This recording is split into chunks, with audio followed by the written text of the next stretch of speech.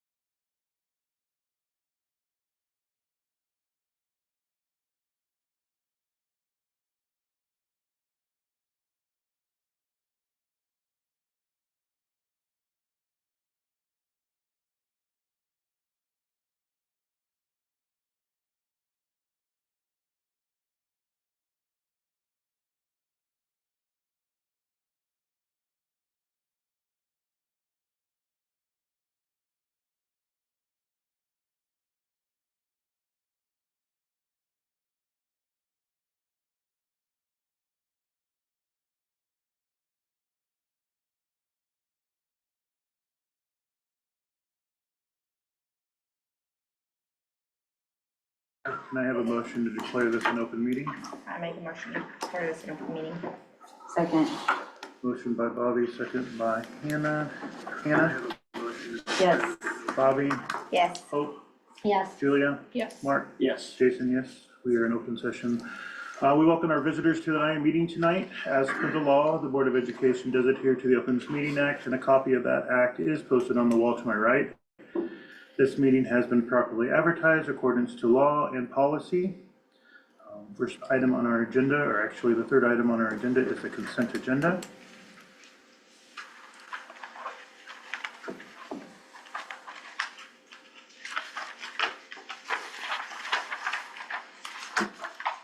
Can I make a motion to approve all of them at one time? Is Yes. that okay? Yep. I make the motion to approve the agenda of the last February 10th, February 13th, February 19th, and March 1st meetings as presented. Second. Is that you, Bobby? Yes. Any questions, any discussion on the consent agenda? There were quite a few. That was all of our special board meetings getting ready for the superintendent search. Or a good chunk of them, and then our last meeting. Any questions on claims at all?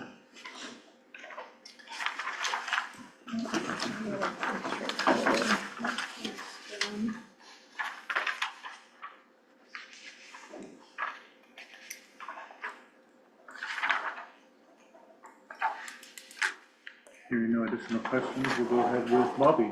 Yes. Hope? Yes. Julia? Yes. Mark? Yes. Jason, yes. Hannah? Yes. Consent agenda is approved. Public comment. At this time, we'll open the floor to public comment. I'm assuming the seniors are here just to fulfill their graduation requirements. You want to address the board at all? Come on up. What? No. If you want to address the board, you can come on up. Now's your turn to speak. You're good? You're good? How about the girls over in the corner? You guys good? You want to come talk to us? We're good. You're good? All right. Hearing none, we'll go ahead with employment. Approve the request for resignation or retirement as presented. Number one, Shane Karst, resignation at the end of the 2024-2025 school year. Is there discussion on this? Is there Yeah, discussion? can you have discussion on this? You can, I mean, if it would get into anything confidential, then you'd have to go into closed session. It's more of a question, just, we seem to be. Can we get a motion these- first? I'm making Sorry. a motion with regret to approve Shane Karst's resignation at the end of the 2024-2025 school year. I'll second. All right, motion by Bobby, second by Mark. Now for your question, sorry. Discussion. So just, it seems like we continually roll through these, teachers. Is that, how many have we had, For sped specifically? Yeah. Yeah, it's a tough position to fill, special ed is.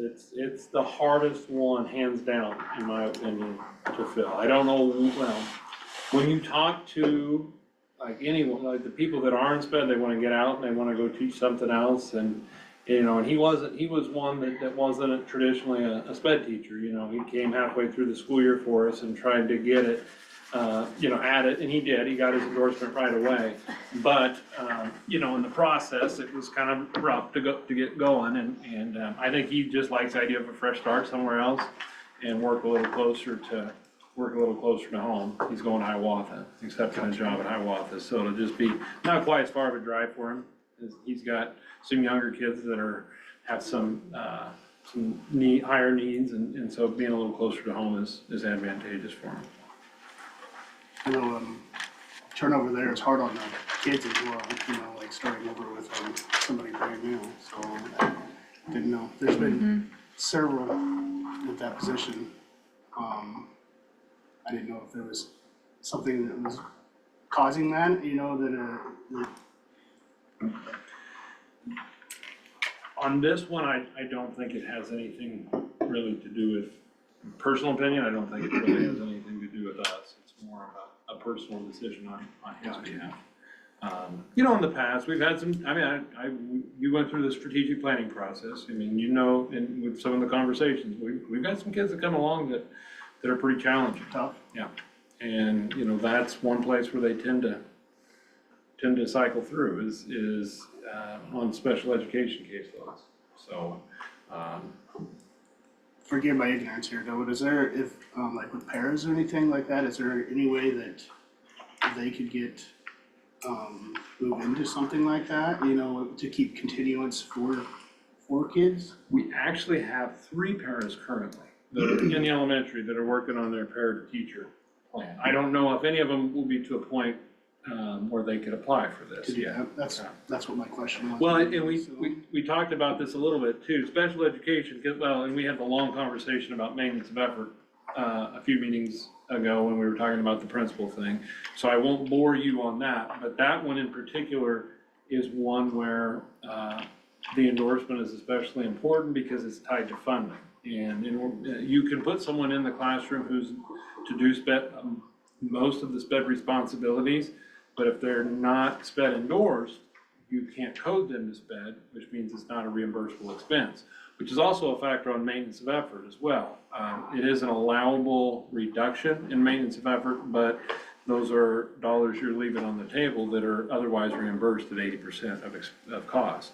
And so it's that position in particular is one where you really need someone who's endorsed in special education to be in that role. Gotcha. So, I know, I'm not answering your questions. To be bluntly honest, I don't know the answer. Why that's just, people don't want to be SPED teachers. And Okay, I was just kind of want to start a It's conversation. needed, you're right. Any further discussion? So I have a motion by Bobby and a second by Mark to approve with regret the resignation of Shane Karsh at the end of the 2024-2025 school year. Voting Hope, Yes. Julia, Yes. Mark, Yes. Jason, yes, Hannah, Yes. Bobby, Yes, motion carried. Approve the recommendations for employment. Laura, what did you say your last name was? how do you, Mr. Ness, you know how, is it Streley? Straley. Straley. Straley. Had to think for a second.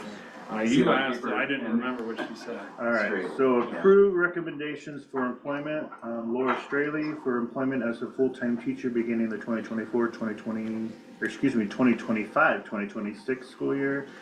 And Jacob Craig's employment as a full-time teacher beginning the school year 2025-2026.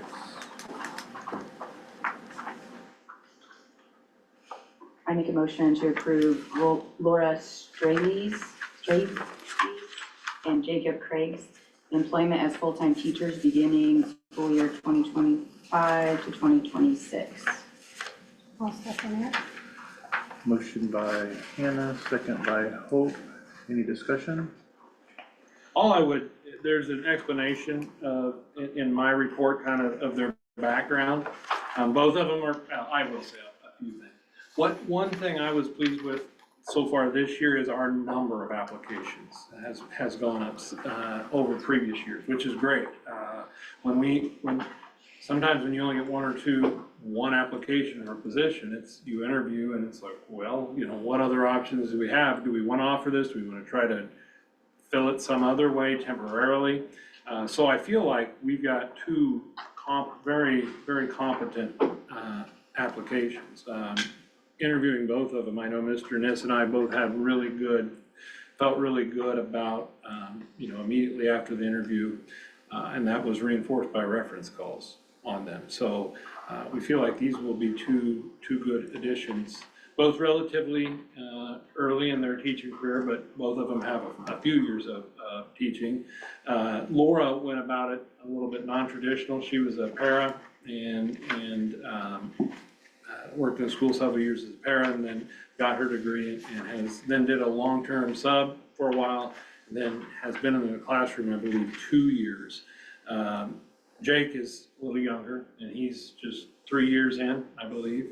Both of them have interest coaching for us, middle school, an area where we tend to need coaches, boys and girls, and so that's great. They just good energy out of both of them, which is, you know, when you got someone who's motivated to do a good job, that helps a lot in teaching. Any further discussion? All right, go ahead and with the voting. Julia? Yes. Mark? Yes. Jason, yes. Hannah? Yes. Bobby? Yes. And Hope? Yes. Motion carried. Informational reports. We'll start with the counselor. Ms. Lisa Glucka, War Table.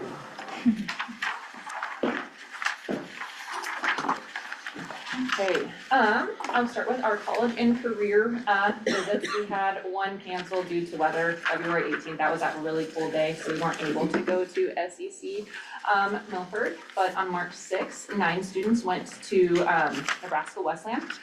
The feedback that I got from those kids was, I didn't think that I would like it, and I really did. I didn't feel that I was in Lincoln. I was in a big town, but didn't feel like it. Upcoming, we have Creighton, that's our first time going there, and I have several kids signed up already.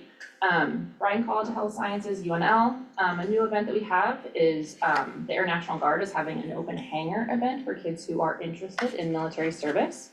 April 23rd, 8th graders, we're going again, we're gonna go to SEC Lincoln and then Duncan Aviation, so hit a career visit there. And then UNO has a healthcare career symposium where they're able to learn about the different healthcare fields and then connect with employers as well. Leadership groups, they were very, very busy. If you guys look in this area, 1,400 items were collected for the Seneca Food Pantry, which was great. We had a theme each day. 3rd grade was in the lead for a while, and then the kindergarten class on the last day. They ended up bringing in 452 items, which is just great. A huge success. Seneca is coming to get it on Wednesday.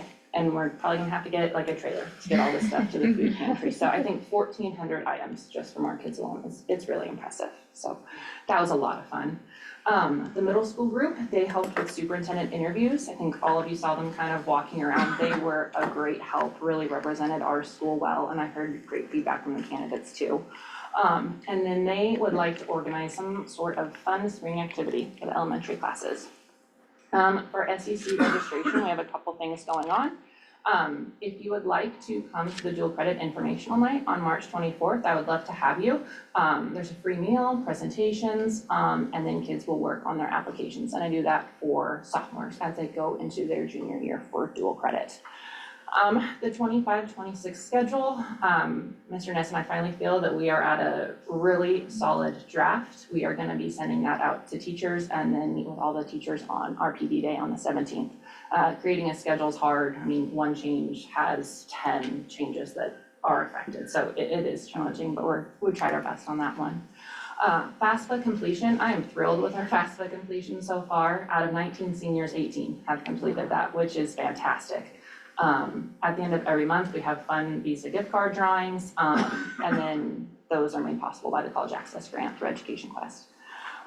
This is the super busy time for scholarships. I think kids are always in and out of my office. They're working really hard. Jason and Mary are gonna meet with the kids on March 24th to go over those foundation scholarships.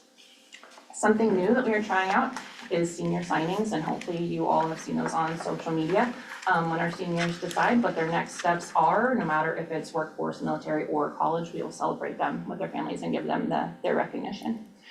An SEC registration, we're already starting for fall of 25. That's gonna start April 7th. So I'm kind of really strict, I guess, how I do that process, just to make sure it's done correctly. I meet with the kids twice. One time is to talk about what classes do you want to take, and then the second time is to enroll them in those classes. So the foundation, thank you for all of your help and support with making those classes affordable for our kids, because it is great. Any questions for me? The one senior that hasn't filled out FAFSA, I know that you can opt out of it. Is that what I happened? think, they have not opted out yet. I think it's a thing where I need to corral them and then say, we need to do this, and then at the end, if they don't choose to, then we can do an opt-out form. Yeah. So it's just some corralling, and let's talk about it a little bit. So I've been very pleased with the decision. especially since this year was the first year of having to do it. Yeah, So I've been it's through really some, great. I really have been, so. Thank you. Any other Very good. questions? Thanks. Thank you, Lisa. Principal's report. Mr. Ness, you're up. Thank you. I'm a little more excited about the schedule than she is. So, for the schedule for next year, we are sharing that with staff this next week to get feedback, but in the schedule, we've been able to build in intervention time for the first time ever in the high school. And so that's a big plus. That'll exist within a common study hall where all the teachers are available for the kids at the same time. So that's a plus. We're also able to extend junior high practice for the first time that I can recall to over an hour. So that's a plus. So, and we're doing that with also protecting all of our course offerings now without having to reduce anything. So anyway, she downplays it, but I think it's something to look forward to, so. A pretty short report here, just a few notes. So on the academic side, we had, the data from spring conferences, 35% roughly of students grades 6 through 12 had parent representation at the conferences. That's lower than in the fall, roughly 52% I think was fall. That's pretty typical on any given year from what we see. We usually see about half the kids have parents there in the fall and a little over a third in the spring. So not necessarily advocating for that to be our result, but that's pretty typical of what we see year to year. And then upcoming professional development we've got on Monday. I just touched on a few notes there of things we'll be doing. So we'll be focusing on math acceleration again. Some more core teaching rubric work, which is something that Mr. Rottinghouse and I have both talked about in the past as our instructional framework. We will start with, this will be the first time we'll have any time built in for our strategic planning committee, so I'm kind of looking forward to that. And then we'll do again our MTSS cohorts. So I just put on that on there as a reminder. You know, we talk about MTSS as a system we built in, but that is something we're actually doing regularly. It's something we're living out, not just something we see on paper. So every month when we have these professional development meetings, these MTSS cohorts are technically our student support meetings. That's where staff will gather and discuss the data from what interventions may have been tried with students leading up to in this last month, and then potentially what we need to do or not do with that student in the coming weeks, and then also any new students that we've got any new concerns about. That's where we discuss and make those plans. So on the activity side, we've had both the spring MUDECUS and Pioneer Conference meetings. So usually that's about planning for next year, where we go over the MUDECUS schedule for hosting and we all look through dates together, see if there's any conflicts. It's just troubleshooting little things like that, like say, I think it was MUDECUS Music, JCC is supposed to host next year. Well, it was on a day that they don't have school with their 4-day school weeks. So then we all can kind of troubleshoot that together. So we've gone through both of those now. Things seem to be lining up pretty good. We also kind of look at spring stuff, which for Pioneer Conference, we've got MUDECUS Music, and then we've got Pioneer Conference track again this year here. So just some things for us to look forward to. Speech team is kind of on the downhill right now. They had Fairbury, the downhill side of the season. They had Fairbury last week and they did well. There were kids that finaled that hadn't before, so continuing to do better and better all the time. So then they have their Sunday Fun Days speech exhibition and senior recognition next Sunday at 2 p.m. here. So if you're available on Sunday over in the high school building, 2 p.m., that's when you can see all the kids do their speeches, whether it's the small groups or the individuals. So then district speech would be the following week there. So we're kind of getting close to the end of speech season too. District or junior high wrestling, kind of the same. Last meets tomorrow in Nebraska City. Quiz Bowl though is just getting started. Kind of the first thing that we do in Quiz Bowls are the junior high and high school conference meets. So junior highs at Southern and high schools at Dillard Odell this year. Track practice has started. I mean, it's been happening since like September in Strong's mind, but the kids are actually out there running now. So, and there's 32 right now. So a little bit down from last year, but 32 still for a school our size on the higher end for what we see in our area. So boys golf practice has also started. We have 2 golfers this year. And then something that I think Mr. Rottinghouse will touch on more in the miscellaneous item there is our school improvement or continuous improvement visit is tomorrow and Wednesday. Mrs. Pierce has done a lot of work. Her and Mr. Farabee have done a lot of work over time to be ready for it. But we have our full 2-day schedule built for our team. They'll be here to review us, and I think things are set up to go very well. So it's kind of exciting to get to bring other people in and see what they think about our school, and honestly, something that's another opportunity to learn and grow too. So that's all from me. Any questions? Thank you, Derek. Thanks.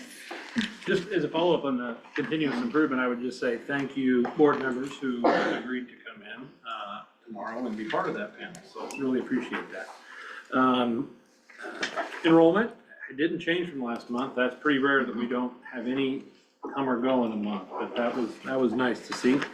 I already talked about the new teachers. That was the bulk of my report, so I won't say anything more there. For elementary, parent-teacher conferences, we had 69% participation, which I feel is pretty good for spring. Was a decent attendance rate. Probably about average or above average. And then the only other thing on my report to talk about is the HVAC update. We did have a Zoom, is that last Monday, Mark, with Greg? 2 Mondays, no, it was 2 Mondays ago. Yeah, I think it was. And so I'm hoping, we didn't finalize anything, but we kind of talked like 30 tons would be a nice compromise. Is that kind of what you gathered on the specs for the gym? Of course, I can't do anything with posting that to bid until Greg gets me those final specs. So I'll probably reach out to him soon and just say, how are you coming along on that, Greg? So that's where we're at. And I know, the board, you guys approved that a couple months ago on soliciting 2 separate bids, one for the VRF system in the high school and the other for the gym, knowing that you may or may not want to move forward with both of them. But then we have hard numbers on what actual cost would be. So anytime now, I'm hoping that he'll tell me he has that ready to go. The only other thing I would say is just if you're interested in knowing that I did reach out to Mr. Evans right after you guys hired him. I was kind of excited to see that. I've known Todd for quite some time and worked with him years ago. And so told him, I kind of just extended the offer for him to come up and meet and just go over things. It will be a little bit of a difference, the different laws from Kansas to Nebraska. He did ask that as well, I believe, yeah. so. Yes, so I will be more than happy to help Todd with anything I can to make this a smooth transition. I want you folks to know that I told Derek and I were just talking about this today. I put, last 9 years, I put a lot of effort into the school system, and I want to see it succeed. And if that means that we got to fight hard to hold on to these teachers, while we still can, I'm going to do what I can to the very, to the very end to see to it that it's a successful transition. But I think you'll do a good job. Personal opinion. So that's mine. Thank you. D, board committees. I know that there are further things on the agenda for the communications committee with the Education Foundation, and then we'll be covering some policies for the policy committee. Was there anybody else who hadn't met that I'm forgetting about? All right, so we'll go ahead and watch webinars 1 and 2 of the KSB School Law Webinar Series, board and superintendent roles and individual board member liability. All right. I think I got this figured out. If it needs to go up or down. Series of videos, Let me start over. Hello again, this is Karen Housing with KSB School Law, and this is one of our continuing series of videos giving school board members the information that legally we think makes your life easier and makes you better able to do your job effectively. And today's topic is one that is near and dear to my heart, and that is board and superintendent roles. Now, I know sometimes your superintendents want to talk to you about what it is that their job is, but what I want to focus on today is what your job is. And that leads me right into this single boring disclaimer slide, which says that KSB School Law represents only public school districts and related entities, not individual employees. Here's what that means in the context of the next 10, 11 minutes of presentation. I am your school district's lawyer. I represent the board, the same as any other law firm that works with school districts. That means when I talk to you about your role as a board member, it is certainly not an attempt to minimize the really, really important work that you do. Instead, what I want to share with you is what the research shows and what the law provides to make school boards most effective and superintendents most effective and having everybody understand their various roles. So to finish off this disclaimer, technically these slides do not constitute legal advice, they're continuing education, and we aren't creating an attorney-client relationship by you watching this video. Okay, I want to start by talking about school board members as education leaders. And if you are one of the districts that has worked with us on the superintendent evaluation app, you've heard some of the stuff that I'm gonna review, probably in more detail than you want. But what I really want you all to understand is that a school board member, you are more than just like the local person deciding whether or not to hire or fire a coach. Your job is much more important than that. Your job as an education leader and your performance as a board actually makes a difference in student achievement. These are some of the studies of school board effectiveness that, again, we talk about when we train boards on how to use our superintendent app. Our evaluation app. And what these studies have all shown is that there are common themes and that the things that school boards do well can actually have an impact on student test scores. We're not always entirely sure about how there's a cause and effect between a dysfunctional board and a third grader not doing well on standardized tests, but the evidence is overwhelming that effective school boards have students in their schools that are high achieving students. And what these studies have found is that there's a set of specific behaviors by boards that are highly correlated with high student test scores. High collaboration among board members and with their superintendent. High communication, again, both with the superintendent and with each other.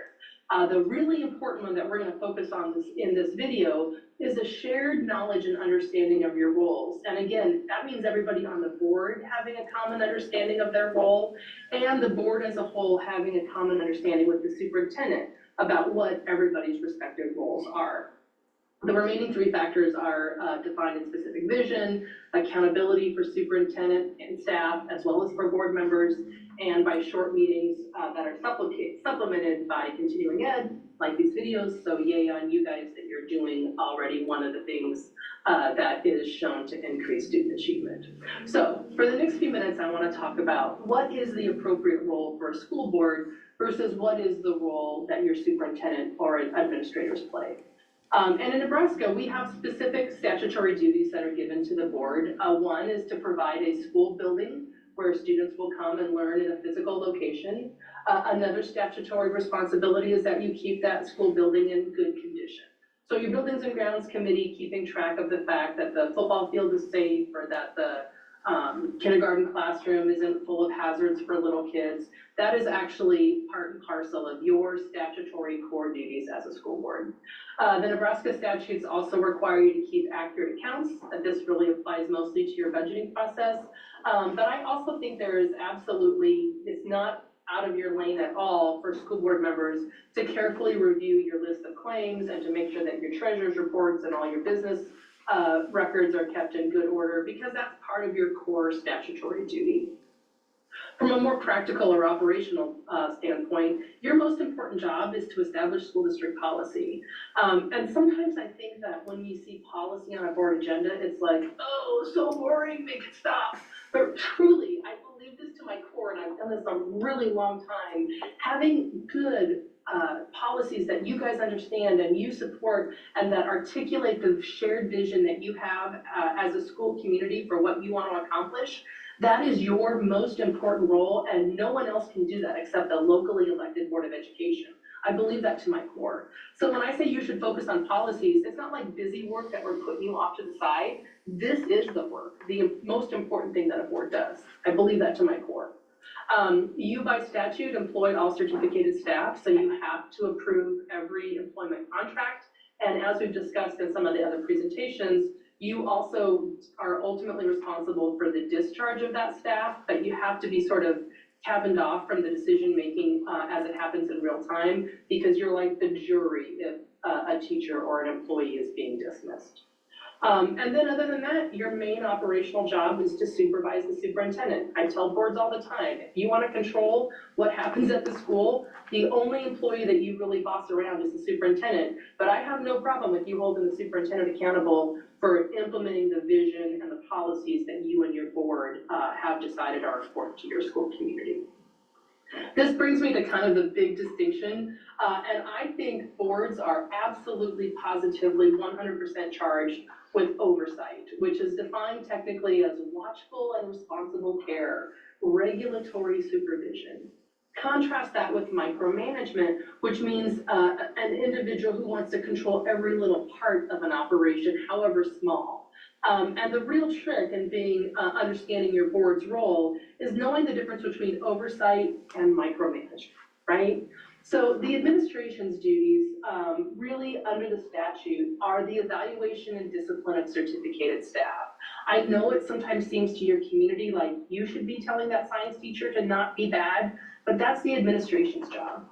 The administration's job is to recommend non-renewal, termination, or cancellation. That is something they can only do and then bring it to you. You guys should not be initiating that. And then the administration is responsible for making sure that all of the budget documents that you guys have considered and approved get appropriately filed and put up with the Department of Ed and the Auditor of Public Accounts. Operationally, it's the administration's job to carry out board policy. You pass a policy, there is absolutely nothing wrong with you expecting it to be followed. They direct, supervise, and evaluate all staff. The only staff member you guys have to evaluate is the superintendent, which again is why we put some resources behind some assistance on the superintendent evaluation app. But whatever format you guys use, or whatever, if it's a form that you've had for 50 years, you use the school board associations or something else, one of your primary duties is to evaluate the superintendent so that he or she can evaluate and direct all the staff. And then finally, the administration oversees the actual operation of the school, and you guys, again, oversee the superintendent. One of the kind of tricky things in the way we have local school boards structured is that the superintendent is also responsible for leading and providing professional development for the board, which is kind of weird because you're his or her boss, but they're also trying to provide leadership and development for you. Again, that's why I think things like this video series through ESU9 are so cool, because it gives you a chance to have that professional development, and your superintendent can be of assistance in getting you these resources without bossing the boss, so to speak.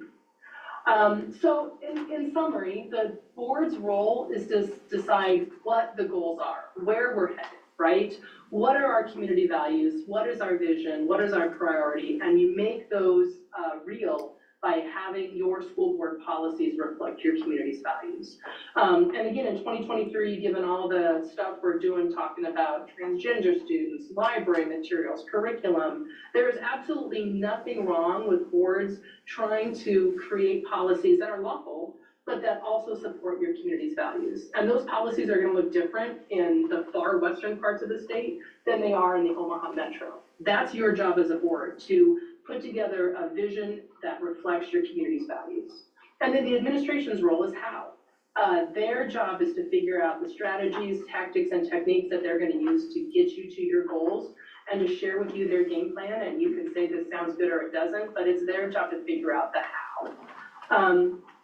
Common examples where we all the time see this get tricky, of course, goes back to hiring and firing a staff. 80% of your budget is probably tied up in your personnel, and a huge amount of the research on classroom instruction and on student learning says that good teachers result in students having better academic achievement. So you want to have good, solid hiring and firing practices, but you don't want to overstep into micromanagement, because that's where we can start getting that area where the roles get all kerfuffled.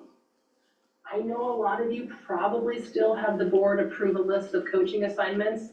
I think that is an area that falls better into the administration's role. You guys don't get paid enough to listen to somebody carve about how you should be running a man-to-man defense instead of zone on the girls' basketball team. And the information about how that coach actually interacts with kids on a day-to-day basis, really your administration is closer to that situation, and that is more of an administrative decision. And the final area where I see things get tricky, and summertime is the perfect time to spend some time talking about this as a board, is drug and alcohol offenses by student athletes. If you expect that a student on his or her first time getting cited for MIP should lose an entire season of sports, you have that authority as a board. But you don't want to have a policy that's super harsh like that, and then when a particular kid gets popped, you are like, man, that doesn't seem fair, we should find a way to get around it, right? So you should set what the goal is, what the standard is for your district, but then you can't get your fingers involved when there's a specific kid that has a drug or alcohol offense that's gonna either affect the kid or affect the success of the team overall. So these are, there's nothing illegitimate about these. I understand why these are important in your communities, but they're great examples for you to have a conversation at the conclusion of this video about how these are places, touch points where board members can sometimes struggle with the difference between oversight and micromanagement. I hope this has been helpful. I hope this stimulates some really important conversations in your district. This is one of the least law-heavy one of the videos, but I also think it's most important in terms of us making sure that Nebraska school districts continue to be second to none in the nation. If you've got questions, here's the firm email, the firm phone number. Thanks again for taking the time to participate in these videos. We've really enjoyed putting them together for you. Any comments or questions on that one before we move on to the second one? I don't think so. All right, I guess moving on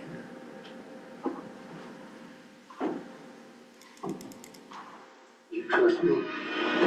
Get ready to save with a Max and Stars bundle only on Prime Video, just 20. What did I do wrong here?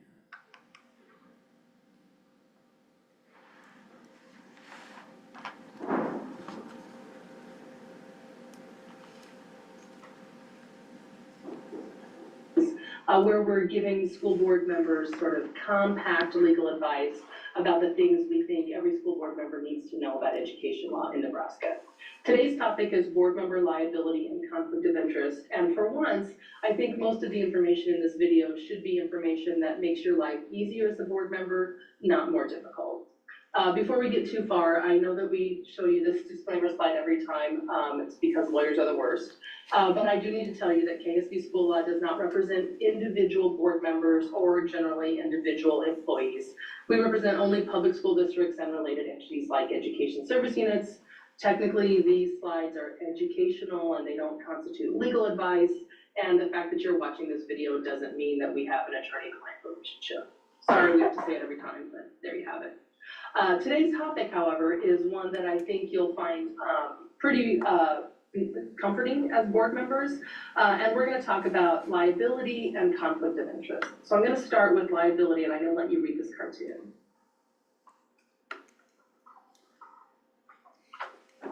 It's one of my personal favorites. I hope that you're chuckling.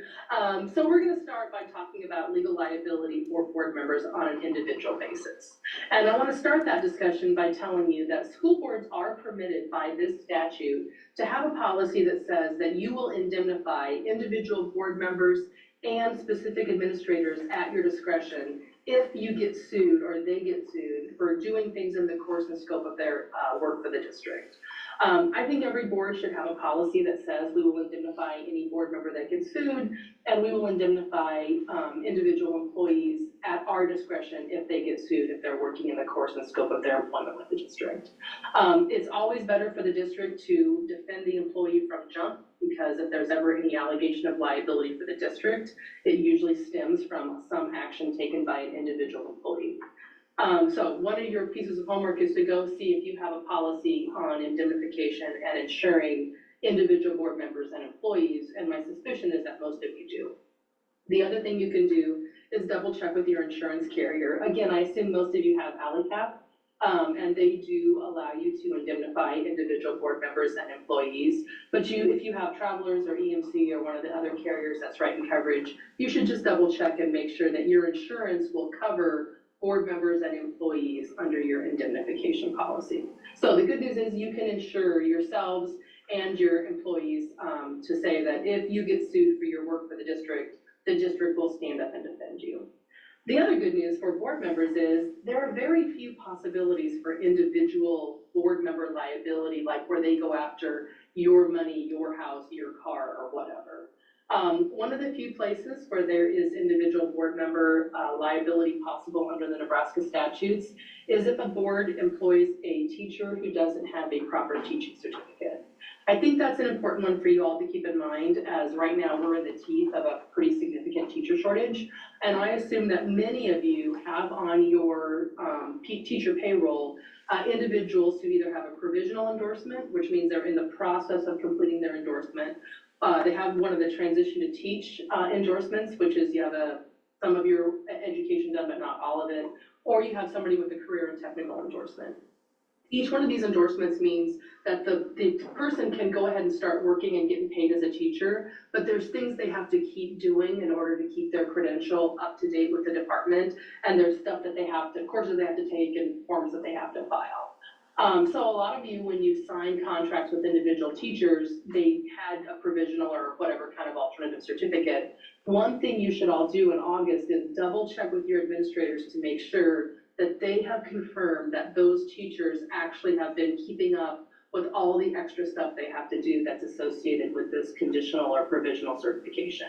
Because what sometimes happens is that October rolls around and the department is doing all the checks of everybody's teacher certification, and we discover, oh damn, one of these people that we employed on a provisional actually didn't get their stuff on file, and so now they've been teaching for 2 months without an appropriate certificate. One of the very rare times that an individual board member can have actually had a check for a decision that you made as a board member. So just make a note, check with your admin team in August to make sure that everybody that's on an alternative credential has all of their stuff up to date. One of the other rare times that I've seen individual board members in Nebraska have to cut a check for their decisions that they made as a board member is you cannot use the school's tax exempt ID for personal purchases. Years ago, we had a board member use the school district's tax ID to buy all of the food for her son's graduation party. And they went after that board member on an individual basis. That sort of, to me, kind of goes without saying, but it's a good reminder that you can't use the school district's tax ID number for your own personal use. There's a legal theory in federal court called Section 1983. It's like a constitutional tort. This is the law that people use, like to sue the cops if they got beat up when they were arrested, that sort of thing. The only time that an individual school board member can face personal liability for under Section 1983 is if you intentionally act as a board willingly with like an evil intent to violate somebody's constitutional rights. This would be a board that like passed a motion that said, we don't want any Black students ever to option into our district. I mean, that would have to be something that startling, that obviously unconstitutional. We don't want to ever allow anybody who goes to the Catholic Church to be employed as a teacher at our district. Those are the kinds of like obviously unconstitutional things you would have to do in order for there to be any individual liability. And honestly, people that are suing for a claim that the school district violated their constitutional rights, they really want to get at the school district's resources and the insurance money, not at your personal assets. But again, the fact that this 1983 liability exists is why you should make sure you've got good insurance and that you say you're gonna indemnify individual board members. The last possible way that someone can be held personally liable as a Nebraska school board member is if you intentionally violate someone's clearly established rights. Again, this would be some kind of overt religious bigotry or racial discrimination. This is not something that's going to happen. I mean, I've practiced school law and represented school districts for 27 years. Never had these last two things happen where somebody went after a board member on an individual basis. That's always been something, a claim that's been brought against the district, not the individual school board member. So with insurance and individual liability being issues that you can kind of solve, I want to spend the next 5 to 7 minutes that we have together talking about the issue of conflict of interest, which does come up more often for board members. Cartoon. So the conflict of interest laws in Nebraska are enforced by the Nebraska Accountability and Disclosure Commission. You'll sometimes hear them referred to as the NADC or sometimes the PADC because the statute they enforce is the Political Accountability and Disclosure Act.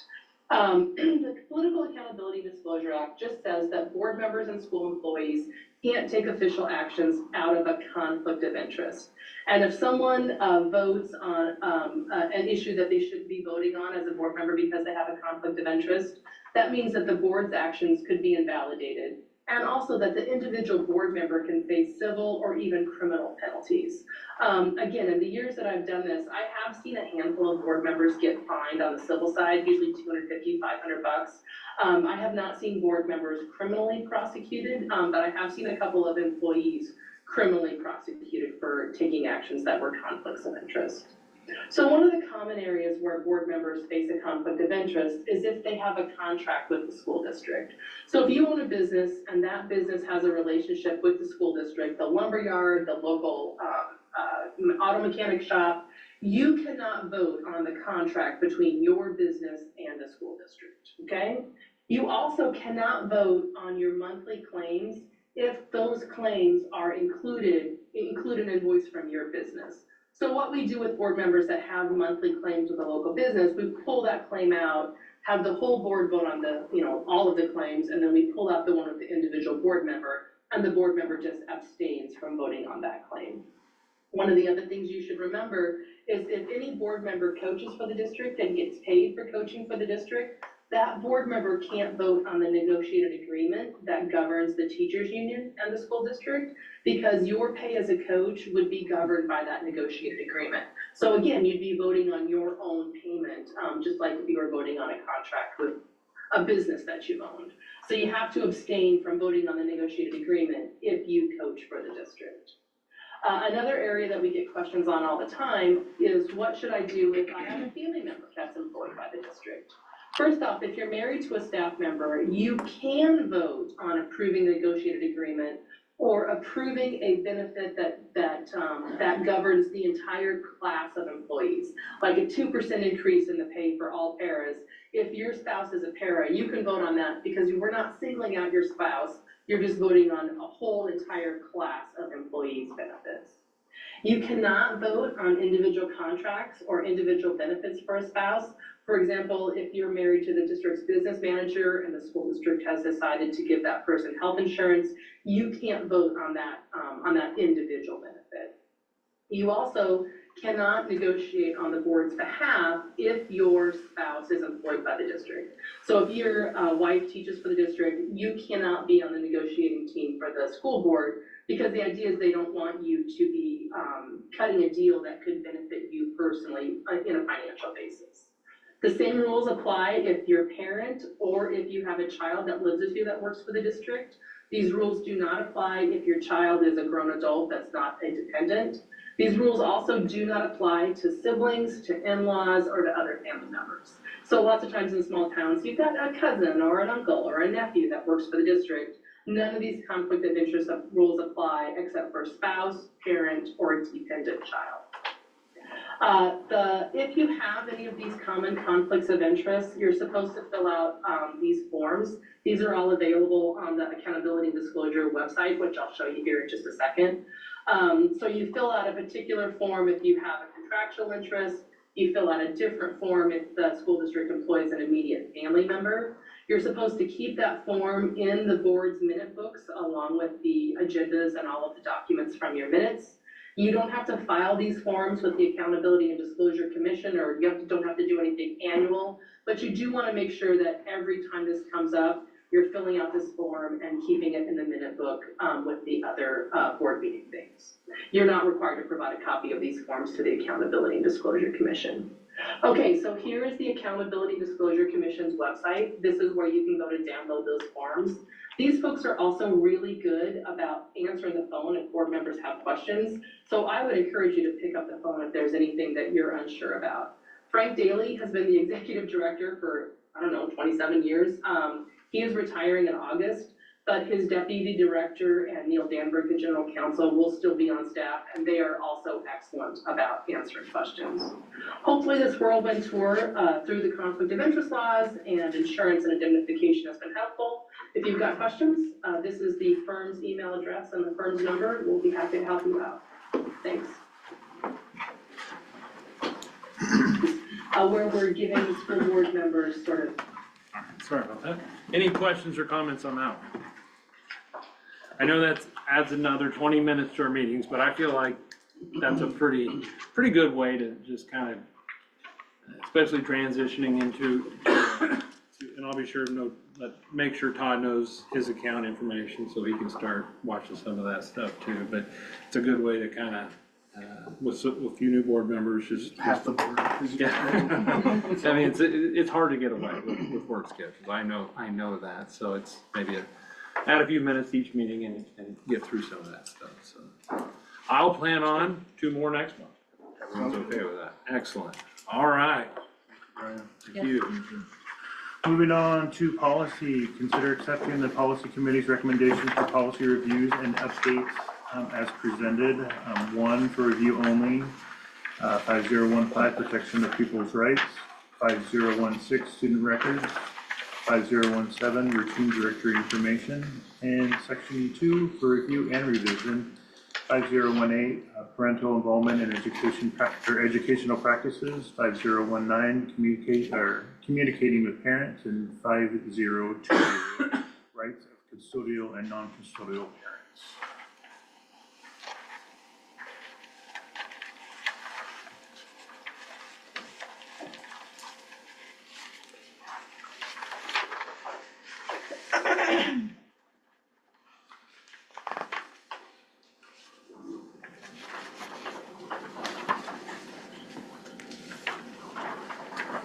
Do we do them separately, since the summer review and the others We are? can lump them all together unless you want to do them separately.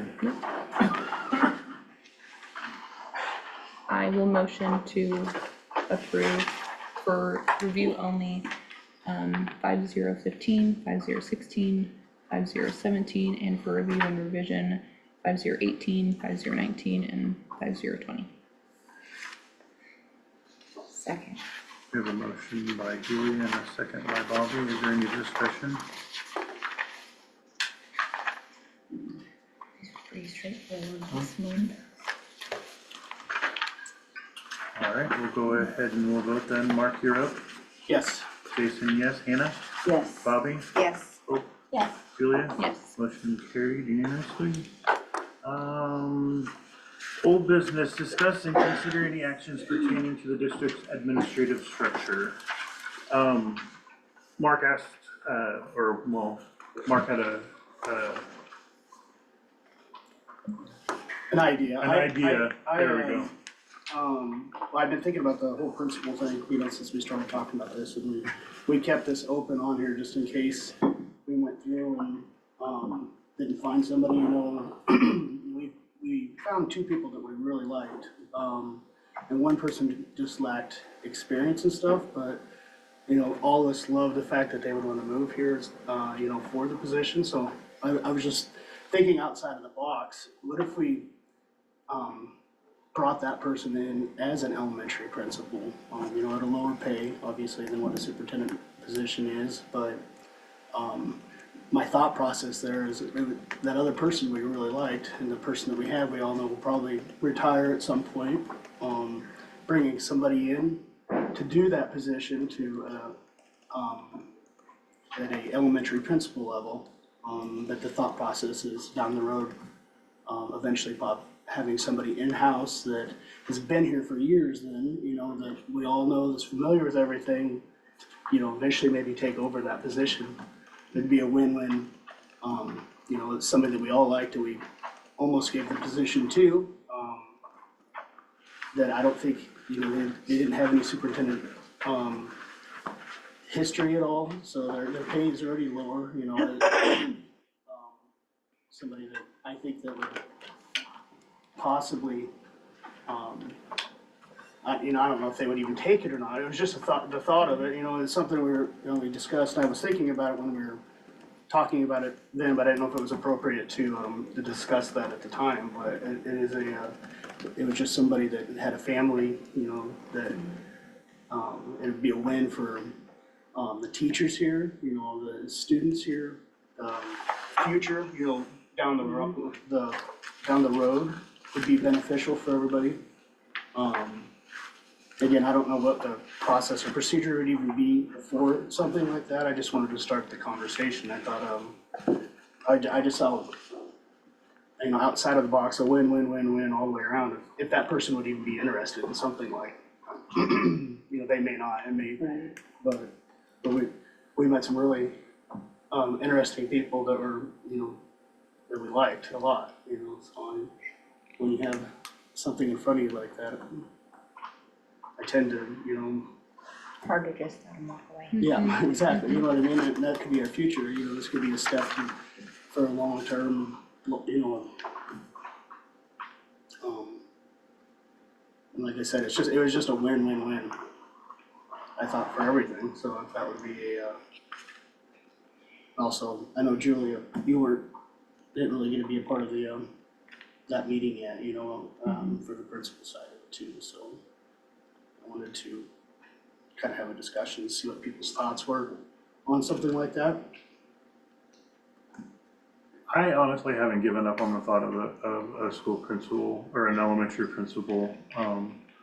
But I think where we're at right now, we made a decision with the superintendent that we ultimately picked.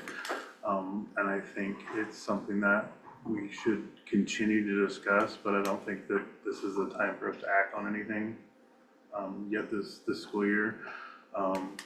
You know, and there's bringing in somebody that you're technically trying to groom into a position. When I say there was no assurances, you know, you Right. couldn't obviously do that, but that would just acclimate somebody that wanted to be here. I just really don't bad, wanna, so. I don't wanna overlook anybody who, you know, who is already in the district who might want to move into that position as well. But ultimately, in my opinion, I think that for this coming school year, the elementary principal position that ship sailed to where we need to think about if we're gonna do anything before 26, 27 versus 25, 26. And I just wanted to bring it up because I didn't think No, that's it wasn't appropriate. I don't think you know, at the superintendent deal that we were doing, but I thought you know, and maybe I guess it is a little late, but it's having somebody that we already went through a lot of details with and spent a lot of time with, you know, and I just thought that maybe that would be something that we could consider, so. Does anybody else have any I think it's comments? good to talk about stuff like that. I think it's very good to talk about it. Come up with the best solutions, absolutely. And I don't wanna completely wipe it off of our We just- horizons, it just, We had two people that we all agreed pretty much that, you know, that we really liked, man. It's just trying to figure out a way to keep them both, you know, if possible, so. That's all I had. any other further discussion on the topic? Okay, we'll go ahead and we'll go on with new business then. I will make a motion, so we don't have to read this twice. I'll make a motion to approve the Education Foundation items.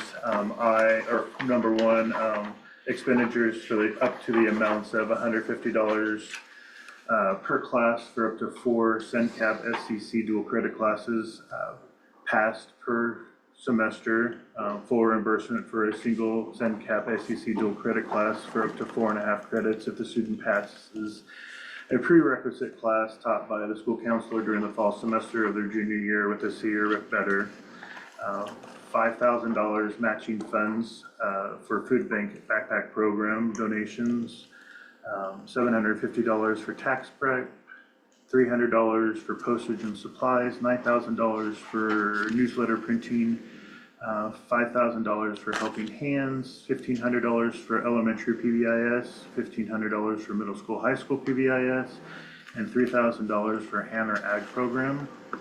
And then the following scholarships are available to the seniors. We are allowing up to $20,000 for the Melvin and Virginia Team Memorial Scholarship. It's a renewable scholarship, 5 $1,000 scholarships annually for 4 years.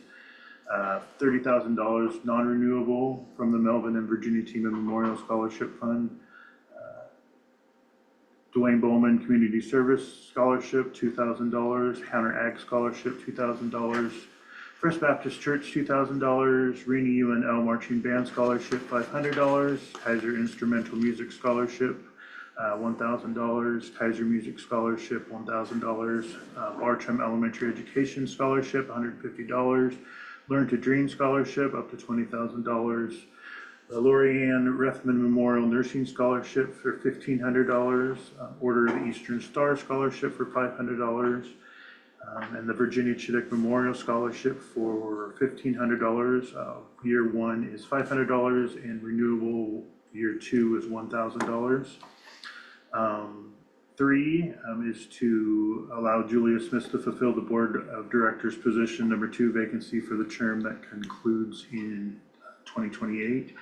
And I'm actually going to table the 2024 budget review because I did not get that to Brian. Well, that was me. I had it on here and then I didn't have the copy of it and I meant to take it off the agenda and I didn't. So that's not Jason, that's me. So that's my motion. I will second it. Second by Bobby. Any discussion over anything? I just have a question. Can I vote on 3? Since it's me? I don't feel like there's a conflict of interest there because it's not a Okay. personal gain. Just making sure. But good question, in light of what we just won. Right? A lot of that, the expenditure stuff, really didn't change from last year to this year, with the exception of the SENCAP, bill credit, reimbursement amounts. The prices have gone up, or will be going up, and so we were offering, was it just $100, Lisa? Yeah. So we bumped that up to $150, and then Lisa's gonna be offering since the SEC portfolio, they're discontinuing that, she's gonna be offering a class with the juniors in the fall semester, covering a lot of the stuff that they did in that portfolio. I can't remember We got a big plan. big, like, there's a lot, I mean, like, It's really neat. interviewing and Lots of resumes and real life basically what the portfolio did with the kids, Lisa's gonna do with the kids, as a whole group. And so if they pass that class with a C or better, the foundation is willing to pay for a full, reimbursement of one class up to 4.5 credits, in the coming semesters, so. Yeah, everything else is pretty much the same, scholarship wise as well. I did notice now, that their, teacher of the year stuff wasn't put in there, or wasn't included in that, so we'll have to put that in for next month. Was it in the minutes? Yes, it was. Yeah, it should have been. I don't know, I guess I didn't read them all over the minutes again, I guess. But, Was there $1? Was it $1,000? the teacher of the year, Yeah, It we think was- $1,000. We can just verbally add it in. right now. $200 stipend, Okay. and then 75 for a plaque, up to 75 for a We- plaque. I think you can just verbally add that in and we can type it into the minutes. If that's legal, then that's part of my motion, my original motion. Did we have a second already? We already have a Yeah. second. So I amend my motion to include that. So can you like, $200 for the teacher of the year and then $200 for the teachers to classroom enhancement, and then $75 for a plaque, up to $75. It was less than that, but it was just an easy round figure up to. They went up from there. We had been doing just 50, and last year it was more than that, so we went ahead and we just upped it up, so we're covered. It was in the minutes. So I amended my motion, so I need another second. I will second it again. All right, the amended motion has been seconded. Any other further discussion? All right, voting Jason, yes. Hannah? Yes. Bobby? Yes. Hope, Yes. Julia, Yes. Mark, Yes. motion carried unanimously. All right, consider setting the last day of the school year as May 19th, 2025 for students and May 20th, 2025 for teachers as presented.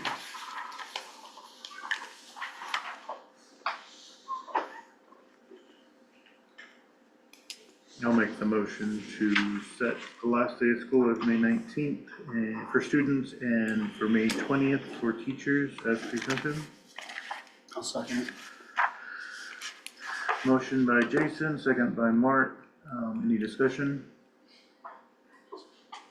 I have none, Mark. I would just add, that week of late starts was rough, but at least we got kids in. I mean, I know it kind of maybe had to, like in elementary, we might have to cut out some subjects like science or something like that in a day, or might not get as many recesses, but, the more we do this acceleration work and the more you can get exposure to repetition, exposure to HQIM earlier in the year before those assessments rolls around, that's just a leg up that our kids have. So we did end up having to take that second day, which stinks, but I feel like we're a lot better off than a lot of schools that ended up canceling 4 or 5 days. And so it was inconvenient, but we were able to get them in and maximize those days because they're much less productive in May than they are in February, in my opinion.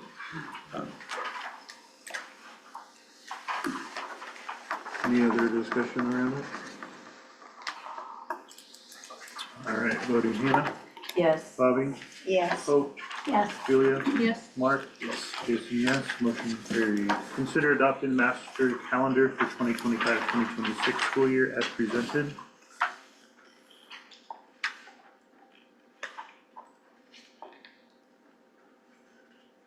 I'll make a motion to adopt the master calendar for the 2025-2026 school year as presented. Second. Motion by Hannah, second by Bobby. Any discussion? I would add a few things if you don't mind. I just want to kind of point out some things that have changed and some points of question from the teachers as we've shared it out. Did try to solicit feedback from everyone. So kind of listen to the teachers as the state and the legislature continues to just fire more and more required trainings. The teachers, we don't have any time to get prep before class because we do take a lot of time going through stuff at the beginning of the year. So we've added a 4th in-service day at the start of the year, and knowing that easily some years you could probably take 3 full days of that with just meetings and other stuff. So that way there's that one day in the classroom to kind of prep and get ready. Otherwise, we've stayed with the same model on the 1 day a week for in-service days. One other question that comes up is we've always historically gave a comp time day for parent-teacher conferences. A few years back, the suggestion was made by the board that, hey, why not, instead of having that Friday of the week of parent-teacher conferences, why not use the Friday at the end of the quarter as your comp time? Now, the disadvantage of that from the teacher standpoint is that's not the week of parent-teacher conferences. The advantage of it is you kind of kill 2 birds with 1 stone. That's one more day that you get to have in the fall versus in the spring versus having to tag it on either in August or May. So, we used to have a lot more jagged weeks, but we'd have a Friday off here and a Friday off there rather than long breaks that aren't spread out as often. The other thing with having a lot of Fridays off, I think, is coaches tend to not like it, or any day that you have a game or an activity, it just isn't really a day off. And selfishly as a coach, kids never played as well on days you didn't have school. You want those kids to come in. Not that that should be everything, but that's a factor as well. So that's something to think about. I did after every year, the last couple of years, there's the question that's come up about the Wednesday before Thanksgiving. I think it's been kind of 50-50 when I've asked the teachers. So this year we're taking the Wednesday off before Thanksgiving. So I know that's, the people that felt strongly about it felt very strongly about it. So there's that. On that note too, the Monday after Easter. So this year was the first year we tried this. Instead of having that just as a non-contract day, we made that a teacher in-service day. So the kids still get a 4-day weekend, but the teachers would have to come back in on that Monday. There's a few teachers this year said, why'd we do that? Well, so we don't have to do it in May. So I did send out a survey. There wasn't strong feedback on it, but it was like 60-40 in favor of the way we're doing it. So I did build that in that Monday after Easter as a teacher contract day versus a non-contract day. There again, I think there were a handful, probably the people that are hosting Easter, they'd love to have that day off so that they don't have to get back in. And I get it, but I did ask the question. And then, really that's about it. A pretty nice little Christmas break next year, 2 full weeks. I did learn this year that Monday, nobody had school that Monday after, except for us, and we didn't either because it was a snow day, so it's kind of nice sometimes to align your schedules with your neighbors. Because teachers will find that out if you, and let you know. So we will now be not the only school in 200 miles still in school the Wednesday before Thanksgiving. All right, any further discussion? We do have a motion and a second. Voting Bobby? Yes. Hope? Yes. Julia? Yes. Mark? Yes. Jason, yes. Hannah? Yes. Motion carried unanimously. Last item on the agenda. I make a motion to adjourn. Motion by Bobby, second by Mark. Hope? Yes. Julia? Yes. Mark? Yes. Jason, yes. Hannah? Yes.